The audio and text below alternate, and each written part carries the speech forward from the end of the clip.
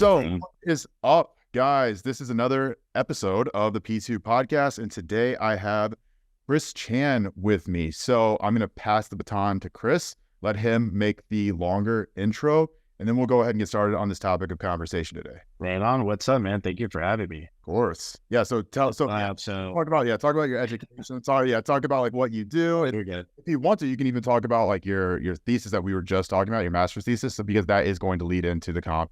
Yeah, perfect. So my name's Chris, everybody. I have been a strength and conditioning coach for almost 10 years now. I have my master's in kinesiology with an emphasis in exercise physiology. I also obtained my CSCS, so that's pretty cool. Little accomplishments about myself. Okay, so kind of like what Bryce and I were talking about earlier is we're kind of like going over topics, differences between male versus female training. And I brought up how in my master's program, my thesis defense was I did a systematic review on the neuromuscular benefits of plyometric training and basically 12 to 14-year-old girls. The reason why I wanted to look into that was because there's a lot of like college athletes, especially right now, like if we look at TCU's basketball team, majority of them have like knee injuries. How can we combat that? And there's no real way of how we can predict knee injury specifically and like a direct correlation, but there have been some speculation with certain studies that I've seen. We're looking at the core musculature by having like, say like a weaker left side or a weaker right side, depending on which side it is, that can determine whether you have knee pain on your right side or your left side and how it can eventually lead into an injury. Yeah. So like that definitely leads into like pretty well just the idea of, I guess, the broader topic of talking about like how women should be training, if they should be training differently, because that's something that I deal with quite frequently in my everyday work. Is I work with a lot of clients, I work with a lot of women who are higher level athletes, and there's always conceptions, sometimes they're misconceptions, but conceptions in general around the idea of female versus male training.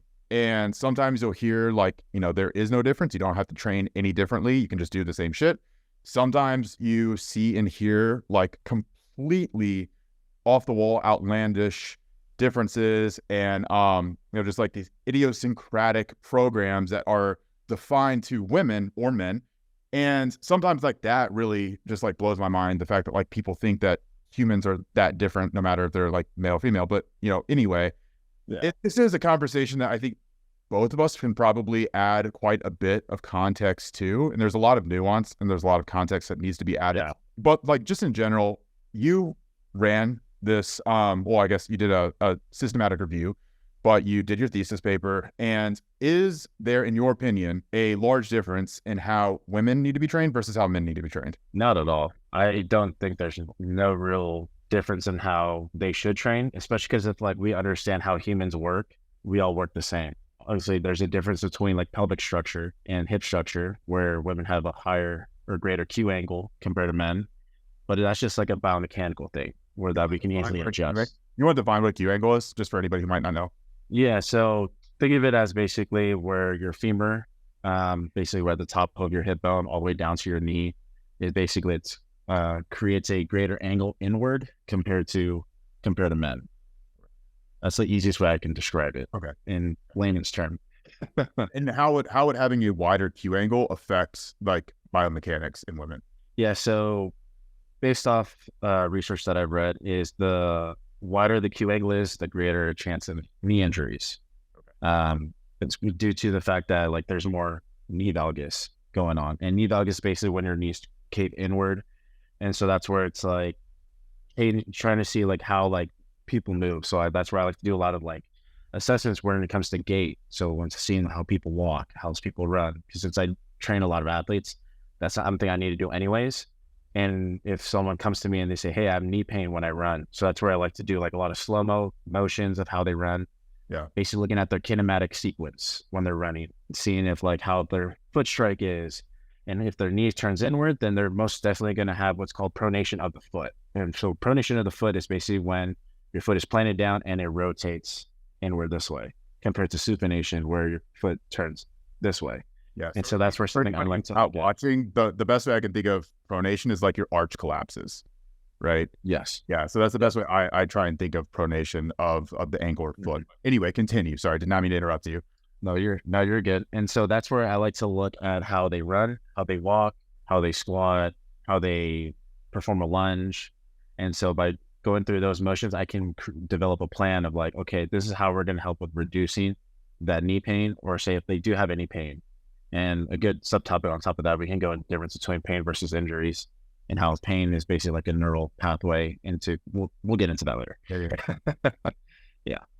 No, and well, so just expanding off of what you're talking about there. So it's interesting that in your subsect of how you work with your training clients, because you work with a lot of in-person clients at this point, and that affords you opportunities that, like, for me, where I work mostly online, I don't have the ability to do these like movement assessments with my clients on a weekly basis, right? So yeah, I have to work off of generalities much more than I work off of like the specifics of like of one client, where I can see them move, I can see them perform an exercise, I can see what their body is doing, and I can also get that immediate feedback from them telling me how it feels and how they're experiencing it too. Where, because there is this like latency effect in me getting the feedback from all of my clients, I have to be pretty conservative with what I do. And I also have to I have to work off of broader principles, right? So it's like, okay, like how am I thinking of this? How am I thinking of this demographic of client? And I kind of just move things along in that manner and like make almost retroactive corrections to the programming or to the coaching as we go based on that ongoing feedback. But I guess I can actually expand, or I guess have you expand on the question I asked about, male versus female training, and ask you, would you say that there is a difference if I were to say that like building a program for a male versus female like bodybuilding athlete versus a male versus female like just general sport performance athlete, I guess. Yeah. An athlete that is aiming for improved general sports performance versus something more of a physique athlete. That's the best way of describing that, Jesus. I would say definitely in that regard, and for that specific context, I would definitely program differently. Especially because like if we're looking at it specifically for a bodybuilding client, based off how judges want right now, like an NPC and IFBB, like females don't really necessarily need to train chest. So I think that's a no-brainer right there. Obviously a guy needs a chest. I mean, they want to see the fullness in like all facets, like especially from sitting like a front pose, side pose, etc. Especially if you're like a men's physique athlete, you don't necessarily need to train your glutes, or you need to train your legs in general, because you're not judged on your density of your legs or any sort of like musculature of your legs. So I would say in that regard, you don't necessarily need to, or there's definitely like a difference. But when in regards to like general sport performance, there's no difference. Because like you're wanting to, depending on the sport itself, well, every sport needs to improve rate of force production, reducing ground contact time, just developing speed, developing their conditioning. And that just like within nuances of each sport needs to have a little bit of difference, especially when it comes to conditioning. Like, are we trying to improve like the aerobic capacity, like say for like an MMA fighter, or say an endurance athlete? It's gonna be very different compared to that versus like say a football player. Like I train a lot of guys in like I would consider it more like a recreational football league. Like it's legit like contact football league. It's crazy. So I train 6 guys right now that are on that specific football team, and their conditioning is very opposite compared to my endurance athletes. Yeah. An average football play is only like 4 to 5 seconds. So we're only going all out for 4 to 5 seconds compared to my endurance athletes. We're doing duration type of work, where it's like doing like a work rest ratio of like say 30 seconds on and to like either 30 seconds off to a minute off. It's stuff like that, just to kind of see like how we can buffer that lactate out. Yeah. So like what you're speaking to here is like what I think of as like sport specific. So like training for the specificity of the goal, which is that's something that like is always just this overhang, no matter how you're programming, no matter programming for, whether it's like an Olympic athlete or whether it is like a soccer mom, like you're always having to take like what their goal is and program in a direction, or I guess Programming moves them in that direction towards that goal. Yeah. And sometimes like sports specificity can go too far, which actually brings me to a great point, because this is something I feel like you and I have gone back and forth on IG a couple of times. And I've seen other strength and conditioning coaches who lean so far into hyper specificity that it becomes like a circus act. 100%. And that's not training the principle of specificity, right? Because just because you take a heavy barbell and swing it in the motion of a baseball bat does not make you a better hitter, right? It doesn't make you exactly. It doesn't even make you more powerful as a hitter, because those things aren't one-to-one correlated. And that's something I don't think a lot of people truly understand. Like, just because you're doing a movement that looks or semi-resembles a position or a movement pattern or something that you would experience in the sport that you're performing or you're meant to be performing or that you're training for, doesn't actually mean that that is carrying over the way that it might seem to intuitively. So Joel Seedman is like the bane of my existence, right? So I think I follow this dude still because I like to like get pissed. I think so you're torturing yourself. I do think it is just a little bit of masochism at this point that I follow this guy. Because he's the definition of someone who has taken misconceptions around specificity of sport or specificity of goal to the extreme. And he's been able, like, he's a good marketer, right? Like, he's a good marketer. Very great at marketing.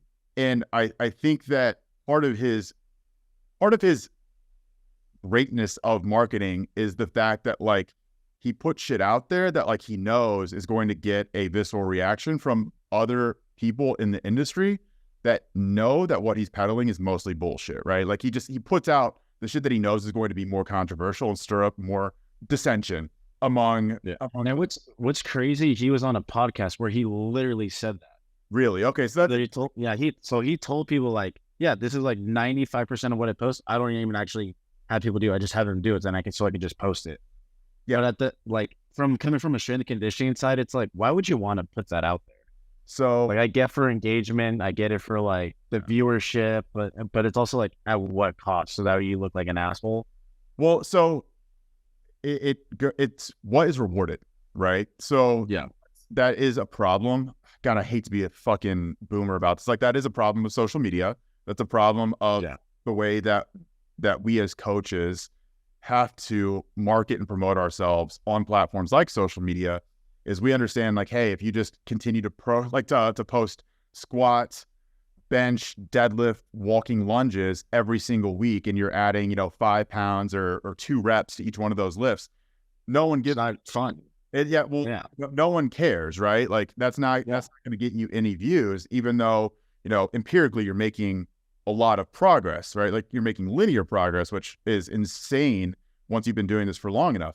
But if you post like an up the ass shot of you doing RDLs, or if you post like, you doing some circus movement with 18 bands draped all over you and, like, standing on like a vibration board or something like that, like, all of a sudden people are interested because they're like, I've never seen that before. I wonder how I can incorporate that into my training as like this cheat code that no one's ever told me, right? Like, because everyone is looking for an easy way out. And that opens the door for snake oil salesmen to be able to insert themselves and say, hey guys, like, I have the missing formula. Like, I have what you've all been looking for. This is the cheat code. This is the hack to your training that's going to, get you 10x gains for, minus 10x the effort, right? But people like that. I've talked about this quite a bit. They know how to play the game, and they really do. But that's what sucks. They know how to play the game, but they're using the platform, or they're using their platform in a malicious way, in my opinion, right? And, like, again, you even mentioned he knows what he's doing, and he's not even posting shit that is like the programs he's having his athletes or his clients do, which in my mind, that is like, that's pretty malicious, right? Like, that's taking advantage of people. Oh yeah. But I don't even think it has to be malicious, right? Like, it's just, even if you're uninformed, even if you're just yourself ignorant and you're putting yourself out there as an authority or an expert on something. For example, a girl who has a very nice body, a very developed body, she could go out and sell, 10,000 glute programs, even though she doesn't know what the fuck she's talking about, which that's kind of her problem, but it's also kind of an everyone else problem as well. Exactly.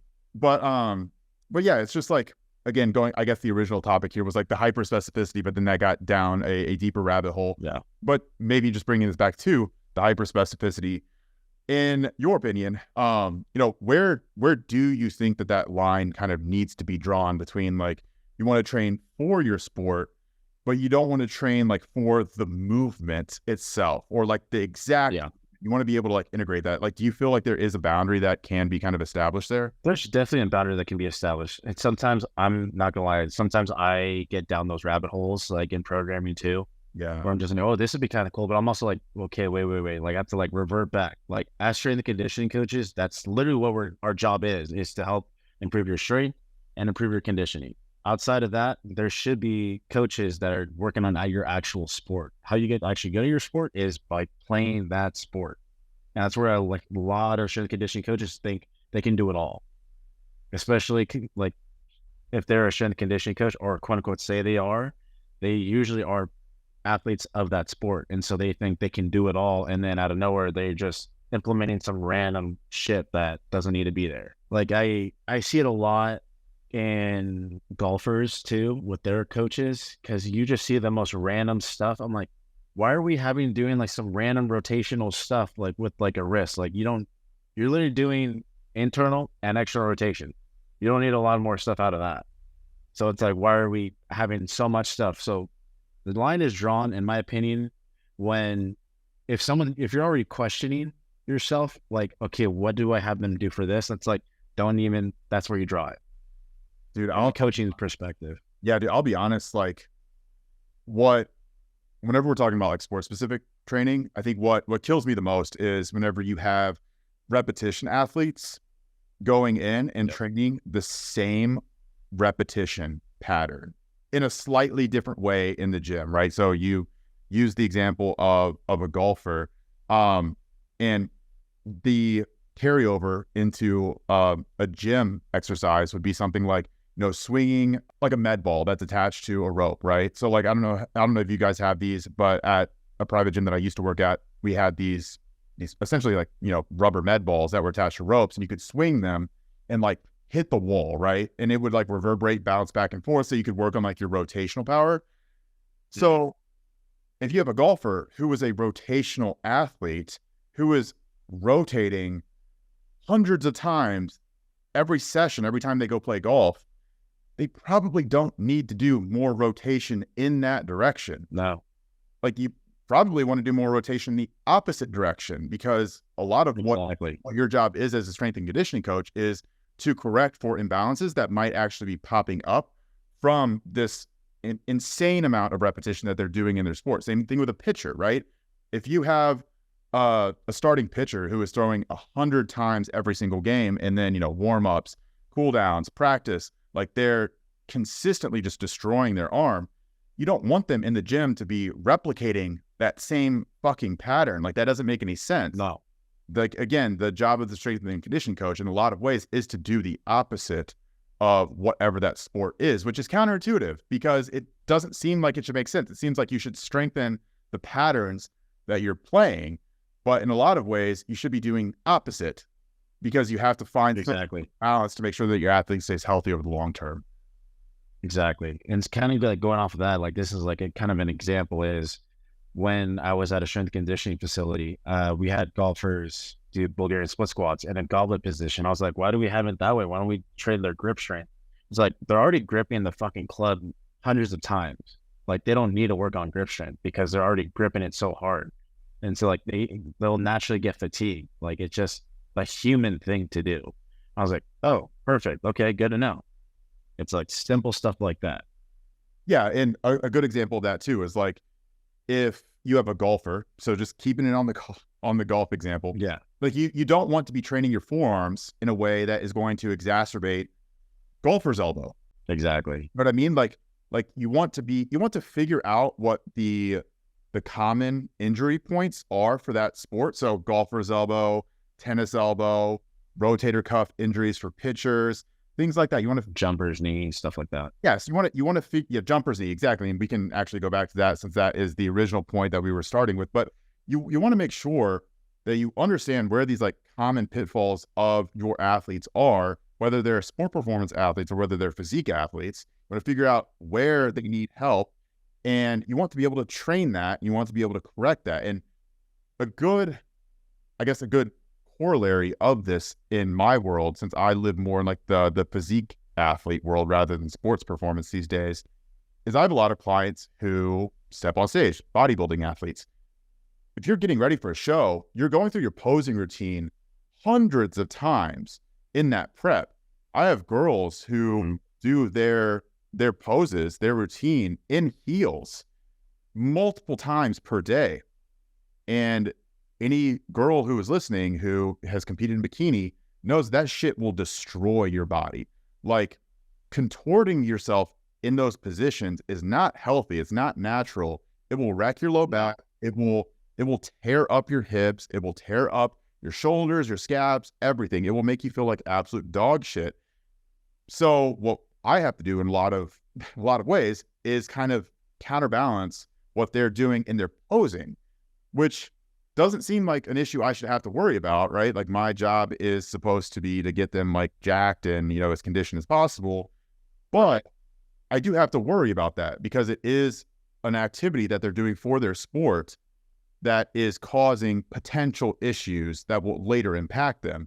So maybe not one-to-one example with some of the other sports that are more, you know, repetition heavy, but just another example kind of where the job of the strength and conditioning coach is to not necessarily continue to like hammer on the same patterns that the athlete's going to encounter, but sometimes it's taking a step back and analyzing what the fuck is happening from like a macro level, and then figuring out like where they actually need the most work and where, you know, a little bit of work, a drop of work will fill the entire bucket versus overflow it. Exactly. And I think that's where like a lot of coaches just in general, because there's this thing of like doing assessments versus not doing assessments. Yeah. And it's like, I agree with either or because I've done both sides of the spectrum, but I think I like to be kind of like in the middle because I guess it really depends on what exactly the athlete I'm dealing with, whether it's a bodybuilding client, since I do train bodybuilding clients as well. Like with them, I'm just like, hey, like, do you have any issues? If like, do you have any issues, like, or any injuries? Like, that's something to take into consideration. And then it's also like, especially if they smoke too, like, or if they vape, like, that's another thing that can take into consideration. Because this is a fun story. I trained a men's physique athlete who didn't tell me he was smoking, and we did like one small posing session together. And within 3 minutes, he was gassed. I was like, well, how are you doing? Are you doing 30 minutes of cardio 5 times a week? What's going on? He's like, oh, I forgot to tell you, I smoke cigarettes. I'm like, okay, bro, like that's something you got to tell me. Fucking Eastern European over here, man. Like that is always the craziest thing for me whenever you have someone. I guess it's less crazy to me whenever, you know, or now that I've been in the industry for as long as I have been, and I've seen like, you know, some of the other stuff that happens. But for an industry that is supposed to be so health focused, people that do things that are so health detrimental, like it still continues to blow my mind, especially something as like blatant as cigarettes, where it's like you can't even hide it if you're smoking as like a bodybuilder or a health enthusiast or a fitness influencer or something like that. It's like that's not something you can even just like pretend doesn't go on. Like if you have a coke habit, right? Like at least you can exactly. like you can be subtle with that. But if you're out like smoking cigs all day, like people are going to see that shit. People are going to know, like, wonder what is actually happening there. And that's the thing that's like kind of going off to that rant. It's like, of like how like, it's like we try to be so healthy, but then we have to find some sort of vice to like combat that quote unquote health. It's like, what can we do outside of that to make it like more and more and more? Well, you want like how like even just, I'm sure you and I, we probably have like the biggest caffeine addictions. Yeah, well, you don't know my theory on this is that I think people who recreationally get into fitness or bodybuilding as a choice, I think that those people tend to have more extreme personalities anyway. And they tend to be drawn That's a fair point. they tend to be drawn towards things that give them a rush, like dopamine addictions and stuff like that. Yeah. Which is where you'll see people who are bodybuilders, who like even professional bodybuilders, who are very into like body modification. So that's a big one, right? Like tattoos, piercings, cosmetic surgeries, obviously like, you know, PEDs, those types of things. Sexual taboos is another really big one in the fitness industry, like polyamory, swinging, really weird kinks. I hate to say weird kinks. I'm not going to kink shame anybody, but like weird by normal people standards.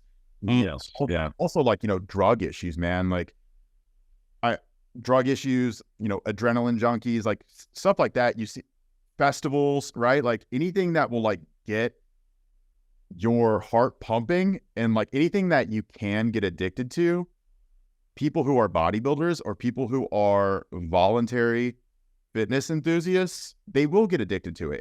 And I think that it's an interesting arc for people who become addicted to fitness. They get really, really deep down that rabbit hole. And then almost everyone follows a similar path, right? It's very interesting to me.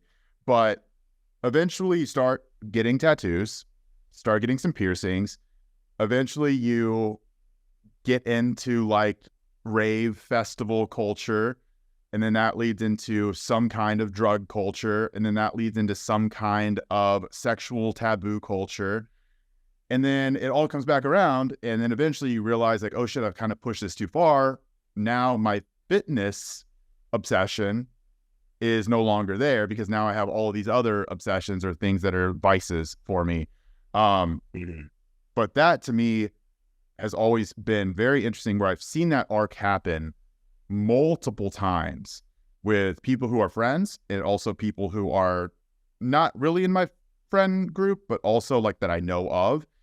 But it's just, I start to wonder if it's just like an inevitable aspect of like the personality that like the fitness culture draws in, and like what you kind of have to dedicate to being, you know, obsessed with bodybuilding or anything in that degree.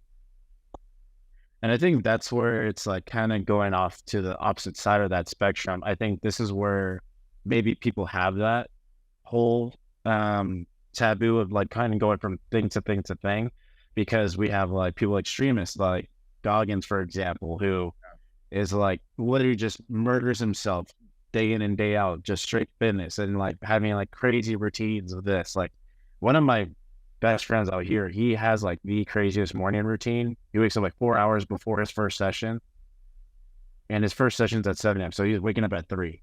He listens to like a whole like podcast, like he does like this red light therapy and everything. But I'm like, dude, like that's like way too extreme for a lot of people. Like for me, I'm like, the polar opposite of that, where I say my first session's at 6 a.m. I'm waking up at 5:30, and then I'm just gonna be there. Yeah, you've got like the Alex Hormozy mindset about this. I don't know if you know who that is, but I do.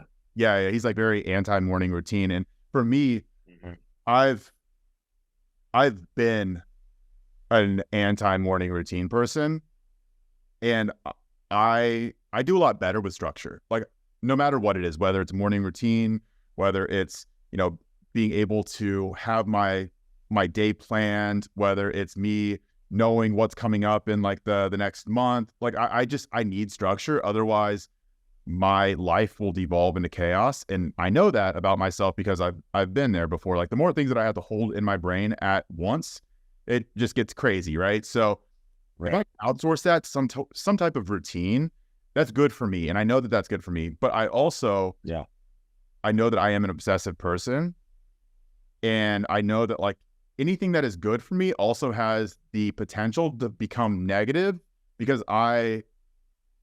if unchecked, I will push basically everything that is good towards the extreme and make it a negative, right? And morning routines have been that for me in the past, where like I've tried to pack so much into my morning to where it becomes a stressor rather than like a relief. And I've swung back to the middle, where now like I need to wake up early for myself, like just for my own sanity. I like to have like a few hours in my morning where like I'm just not bothered, right? Like no one's bothering me. I don't like have any stress or pressure or responsibilities or things that I have to tend to in that moment. Like I don't have to be on my phone, like I can just sit there quiet.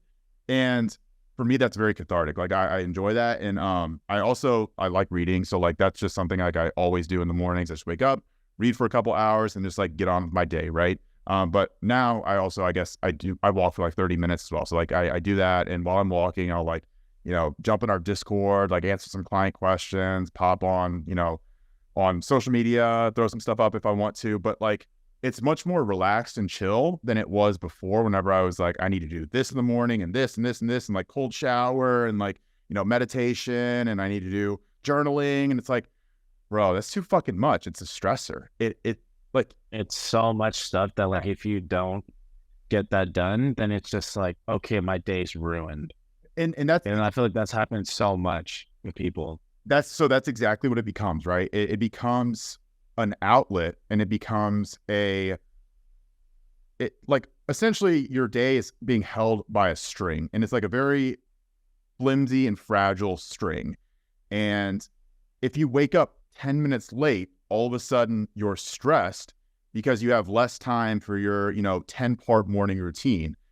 And most people would be better off with just simplifying their morning routine and not worrying so much about it, because not everyone's going to get a ton out of meditation. Not everyone's going to get a ton out of cold showers. Not everyone's going to get a ton out of journaling or whatever the fuck else it is, right? Like for me, again, it's reading, but not everyone gives a shit about reading, right? Like some people have long commutes. Yeah. Would rather listen to an audiobook rather than sit and read a physical book, right? So it's all about like figuring out what the fuck works for you in terms of routine. I do contend that having some structure, it's good to start your day off with some structure because I think it does a lot to reduce your stress and bring you down and ease you into your day, especially if you are like a very like high functioning, like high powered person and where you have a lot of energy. I do think it's good to like not thrust yourself immediately into like a chaotic, high stress, high energy day. Right. But obviously, again, like I said, everyone's going to be different. I do know people that do very well with like waking up 5 minutes before they have their first call and they like stumble over to their computer and like they make it work. Yeah. I don't know how, but yeah, right. I'm kind of dominating this, but it like, are you someone who's like, have you tried a bunch of like really extensive morning routines or routines? I never tried a morning routine. I can't. I'm like, my wife hates it so much. Like I'll set my alarm like an hour before my first session and I'll snooze that bad boy as many times as possible to the last fucking second. Yeah, dude. So that's where like for me, like I say, cause couple buddies and we had like our own podcast thing. It's not a thing anymore, but we talked about like morning routines and how like I'm the polar opposite of both of them, where I'm just like, I have no morning routine. Like I wake up, I take a shit, brush my teeth, pack all my shit ready for the day, and then get on the road to my first client. So that's my morning routine. And I guess like the only morning routine that I have is like I don't like to listen to music when I drive to wherever I go to work because I need to clear my head because I now be very extroverted because I'm naturally an extroverted person. So that's where sometimes I feel like for like online coaching, for example, it would be kind of tough because I need that. I need to like talk to people. So that's where I like to kind of clear my head on the way to my first client, whether it's at an in-person house or at the gym I'm at now currently. Yeah, no, and I guess kind of like leading into like the structure aspect, like one thing I wanted to talk about too is not necessarily a rant, but kind of like a topic of how coaches have trouble meeting their clients where they're at in regards to like their fitness. Because I feel like coaches have such a high expectation of clients. Like, don't get me wrong, like I do too. But at the same time, like if there's a client that's never worked out before and they're seeking advice from me, it's like, okay, well, where are you at right now? And how can I get you to where I want you to be? But like, let's do slow steps to get to that point. So maybe that's something that I could do like for my morning routine or like how, like say for you, but that's like something I wanted to talk about too with you is how coaches have such a hard time like adhering to their clients like saying, hey, like, let's see like how you can be right now, and then slowly build you up to where eventually I want to get you to. Yeah. And that's always a huge issue, and it becomes a more prevalent issue, I think, whenever you're in the online space where you're not having to like look at your client in the eyes, having a conversation with them.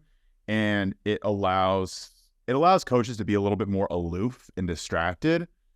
And that obviously lends itself towards a bit less specific coaching and cutting corners here and there. And then obviously, you know, like whenever you are cutting corners, then your coaching style defaults to the average. It defaults to, you know, just coaching towards the middle of the bell curve. And, you know, anybody who is needing something more specific, they kind of have to conform around that because you don't have enough time or enough energy or enough focus or whatever to be able to coach to their needs and like meet them, like what you said, meet them where they're at. And I think that in general, that's a good mark, or it's a mark of a good coach, is a coach who is able to figure out exactly what the client needs and not necessarily give them everything that they want in that moment, but to figure out how to get them on board with the program, with the protocols, whatever, and essentially like get that buy-in, right? Like explain to them, hey, this is where I'm at. This is what I'm thinking. This is why you're doing the things that you're doing. This is what I have planned, you know, in the coming months or whatever. And then lay it all out there. Let the client figure it out. Let them like understand what's going on. Because if you can get that buy-in, then it does take a lot of pressure off of you as a coach to have to go all the way over to the other side. And it instead allows the client to come more towards your end and say, okay, cool, we can actually meet 50-50, because there are a lot of clients, I'm sure that you've experienced this before as well, where they expect the coach to come 100%. They're like, yeah, hey, I want this. I respond well to this. I like this exercise. I don't like this exercise. I want this training split. I like HIIT cardio, not lists. I like Stairmaster, not treadmill. Like they're giving you this list of almost demands. And some coaches, they are scared to put their foot down, and they're also scared to explain their position and their side of things and act as an authority. And then that just empowers the client to kind of continue that behavior. But I do think it's really important that it's not all about going to the client's side. It's more important to say like, hey, this is my perspective. This is the way that I'm interpreting your situation. I think that you would benefit the most from X, Y, Z. If you have an issue with Z, let's talk about Z. Let's not reform X and Y as well, just because you're seeing a problem over here. Let's focus on the problem. Let's correct the problem. Let me explain to you where I'm coming from with my solution to that problem. And if we need to switch that up, we need to do something else, we can find something different that works. But again, I'm just speaking from the coach's perspective a little bit more strongly here, because I do think that it has that two-way street. It has to be 50-50, and it really does. It's doing the client a disservice if the coach goes all the way to their end, you know? Oh yeah. And I think that's where, like, for example, like I train a client that's very firm on what she likes and what she doesn't like. And then, so I've had some of like the newer trainers here shadow me during her session. And then they're like, dang, she seems kind of firm. I'm like, yeah, she is. But at the same time though, like I set my foot down too.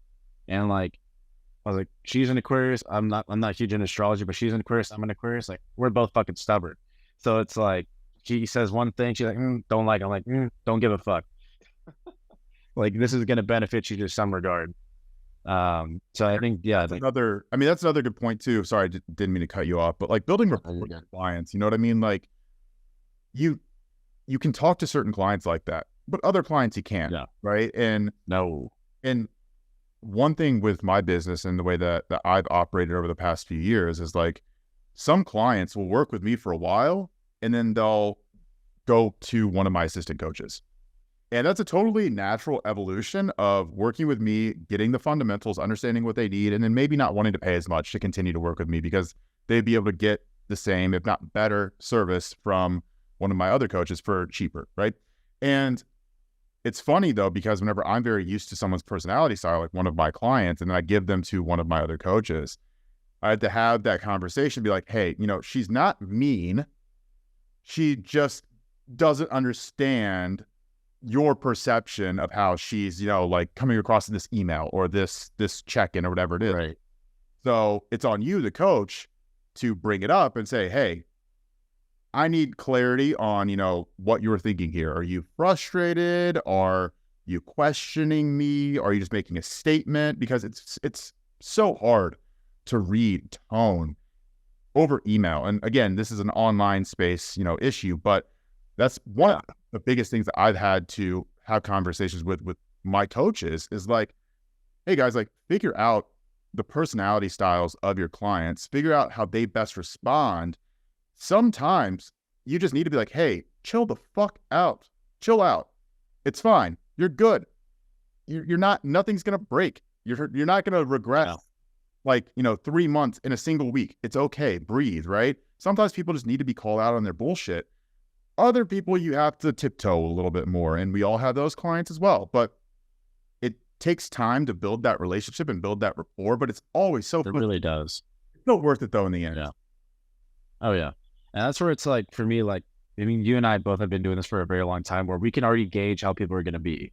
Yeah. So it's like, so it's like for me, I'm like, okay, they're very timid. Okay, so I have to be a little more upbeat versus this person's a little more extroverted. Okay, let me just sit the fuck back. They got a lot of stress. Let them just talk the shit out. And then they're good for the rest of the day.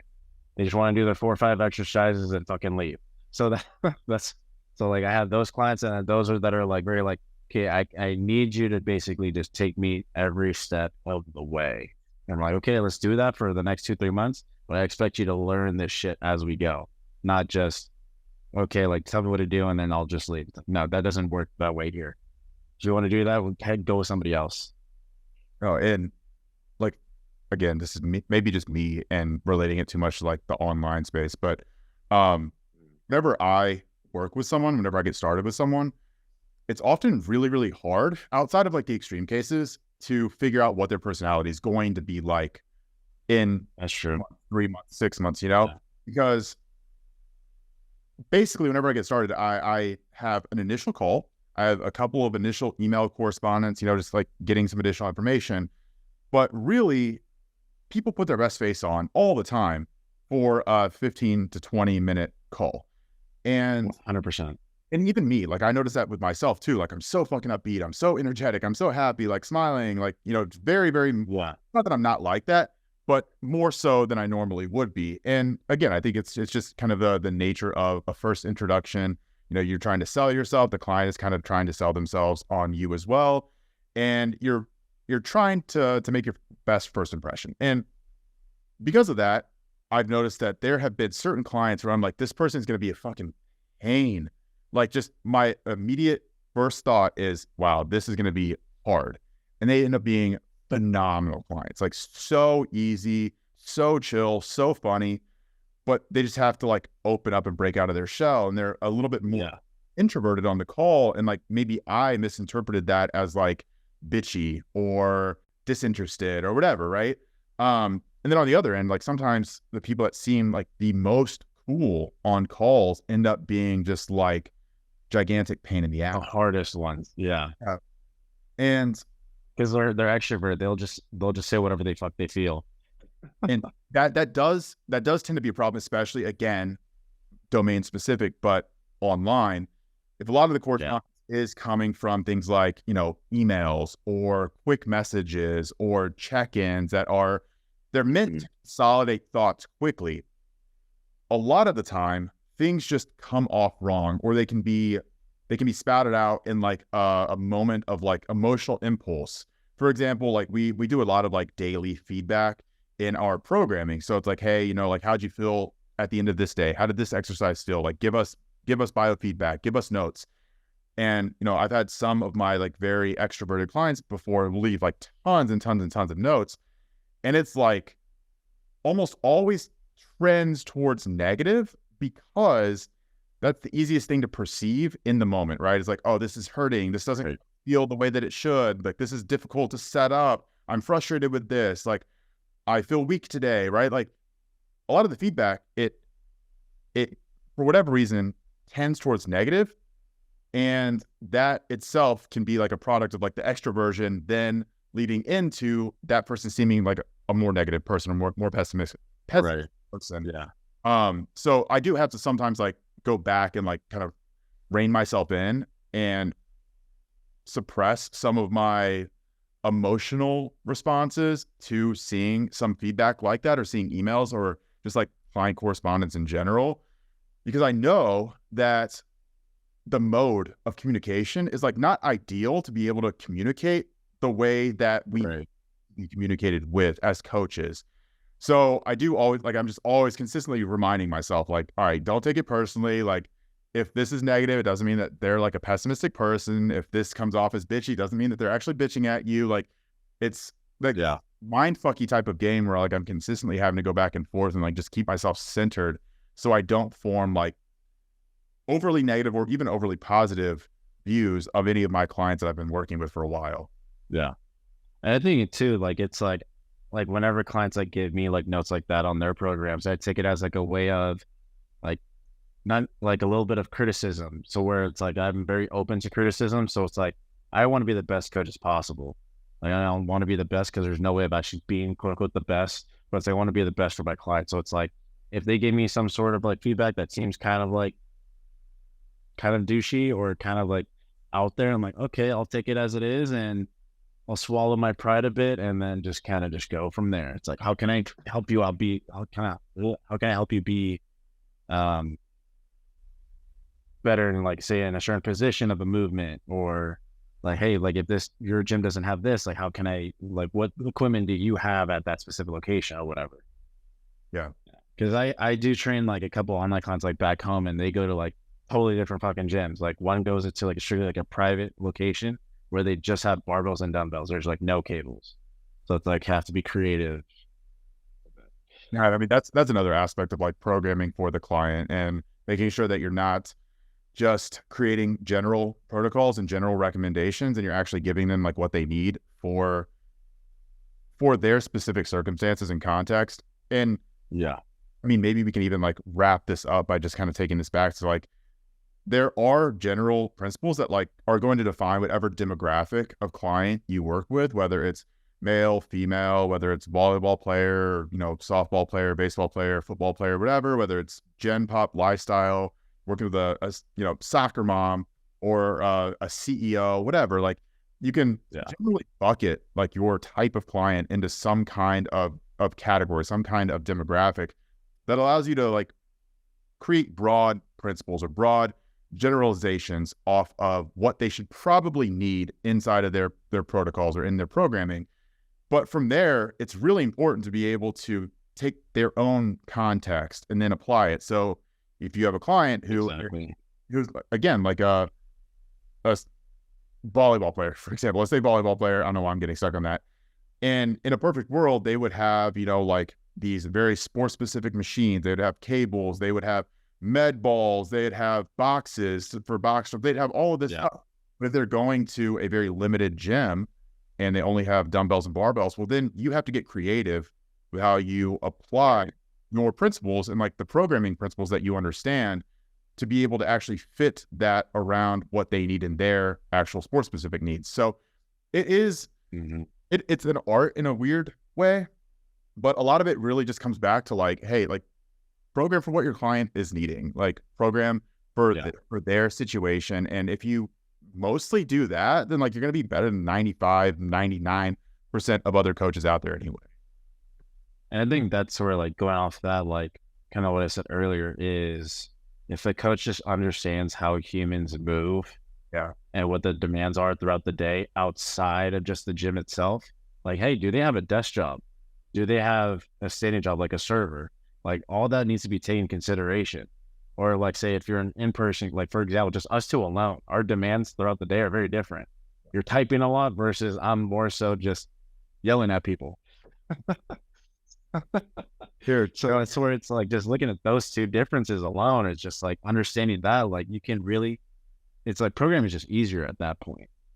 Well, because it's like, I mean, again, the demands of the jobs are very different, like what you said, but I think that there are benefits to each, and this is talking from the coach's side. There are benefits to each. There are also drawbacks to each, but like I I'm very glad that I am doing online. I think that like, before, whenever we started recording, like you were talking about how you're very glad that you do in person. It's like, it's interesting to me to be able to see the kind of like that dichotomy of like, I've done in person, you've also done online, and like we have gone in kind of different ways. But I think that's probably also kind of a function of the personality style of the coach. Like for me, I'm much more introverted, where if I am forced to have conversations with clients for 12 hours of the day, like I will die.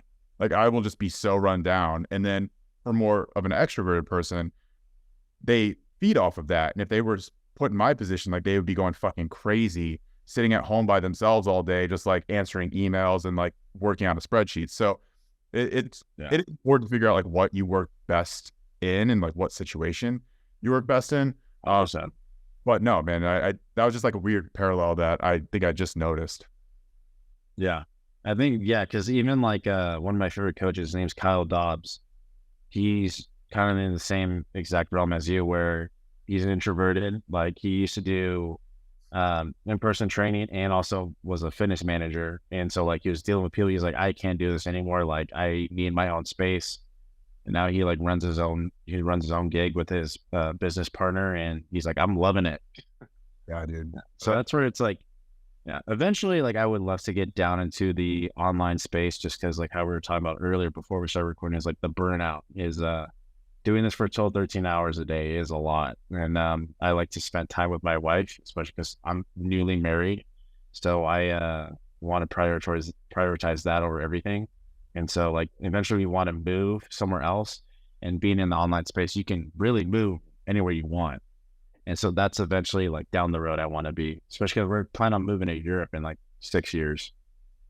Dude, I have 6 years of, So I have 6 years of time to develop that online business platform. Dude, yeah, man, I obviously wish you luck in that. And I think that's actually a good place for us to wrap this up. So like, I'll put it back to you. Let people know where they can find you, like social media. They want to work with you if they're interested about, any of the services that you offer currently. Obviously, like you are in person, but if anybody's interested in finding you, like where can they reach you? Yeah. So, I'm located out of Boise, Idaho. My Instagram is ChrisJChan_. I do still offer online programming as well on top of in person. Basically there's just a link in my bio, just like to hit the trainer application and be able to chat from there. Oh man, yeah, I really appreciate you taking the time to do this with me. Really enlightening. I feel like we should have hit play or hit record before we did, because we were talking about like a bunch of shit that was like really interesting and really before we even hit record. But maybe that would lead into another conversation for another day. Oh, definitely. Thank you for having me. Of course, brother. All right, have a good night, man. You too.